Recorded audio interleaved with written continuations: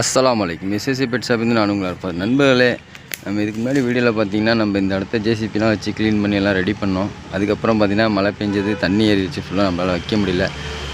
அதேமாதிரி அதுக்கு போன வருஷம் அப்படியே ஒரு 4-5 வருஷமாக தள்ளிட்டு போயிடுச்சு. ஆனால் இந்த வருஷம் பார்த்திங்கன்னா கண்டிப்பாக வைக்கணும்னு சொல்லிட்டு இப்போ வெயில் டைம்லேயே வச்சாச்சு எல்லாம் ரெடி பண்ணி. ஓரளவு பார்த்திங்கன்னா இப்போ நம்ம என்னென்ன வச்சுருக்கோம் பார்த்திங்கன்னா பில்கரனை பார்த்திங்கன்னா குட்டை நேப்பியர், கம்பு நேப்பியர் சொல்லிட்டு அது ஒன்று வச்சுருக்கோம், செக்டேரியா, சிஞ்சுவா புல், ப்ளஸ் பார்த்திங்கனாக்கா இதில் சூப்பர் நேப்பியர் இருக்குது இடையில. அதேமாதிரி பார்த்திங்கன்னா இந்த வயல் ஃபுல்லாக வந்து இந்த புல் தான் போட போகிறோம். நம்ம ஒரு 4 வகையான புல் போட்டுருவோம் அப்படின்ட்டு. இதில் பார்த்திங்கன்னா இந்த எருமரக புல்லுன்னு சொல்லுவாங்க. நல்லா தண்ணியிலே வீணாக போகாது இதெல்லாம் பார்த்திங்கனாக்கா. ஆனால் கொஞ்சம் சொனை அதிகமாக இருக்கும், இருந்தாலும் நல்லா புல் நல்லாயிருக்கும். அது அறுக்க சீக்கிரம் நல்லா வளருது. இது அது கொஞ்சம் வச்சுருக்கோம். நம்ம அந்தளவுக்கு புல் இல்லை இப்போ கையில், கொஞ்சமாக ஆர்டர் போட்டு தான் ரெடி பண்ணி வச்சுருக்கோம். இதெல்லாம் பார்த்திங்கன்னா எருமரக புல். இந்த சைடு ஃபுல்லாக பார்த்திங்கன்னா எருமரக புல் போட்டுடலான்ட்டு.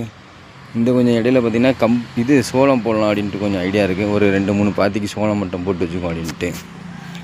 இந்த வயல் ஃபுல்லாகவே புல் போட்டுடலாம் இந்த தடவை அப்படின்ட்டு ஒரு ஐடியாவில் தான் போட்டிருக்கு.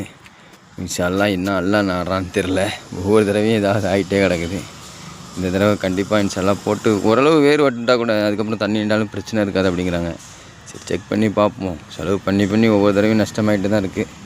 அதனால் இந்த தடவையும் பண்ணியிருக்கோம். இன்ஷா அல்லாஹ் அல்லாஹ்ட்ட துவா செய்யுங்க. இன்ஷா அல்லாஹ் எல்லா புல்லும் நல்லபடியாக வளர்ந்துருச்சுன்னா போதும் அல்லான்ட்டு. நம்ம மாடு வளர்க்கணும்னு ஆசைப்பட்டால் மட்டும் பற்ற மாட்டேது, தீனி இல்லாமல். இப்போ ரீசெண்டாக பார்த்திங்கன்னா ஒரு கன்று வாங்கியிருந்தோம், அதுவும் வந்து காணா போயிடுச்சு. அது வெளியில் அவுத்துட்டாலே பெரிய பிரச்சனையாக இருக்குது. அதனாலேயே மெயினாக தீனி ரெடி பண்ணி அது இப்போ இன்ஷா அல்லாஹ் பார்ப்போம். அஸ்ஸலாமு அலைக்கும்.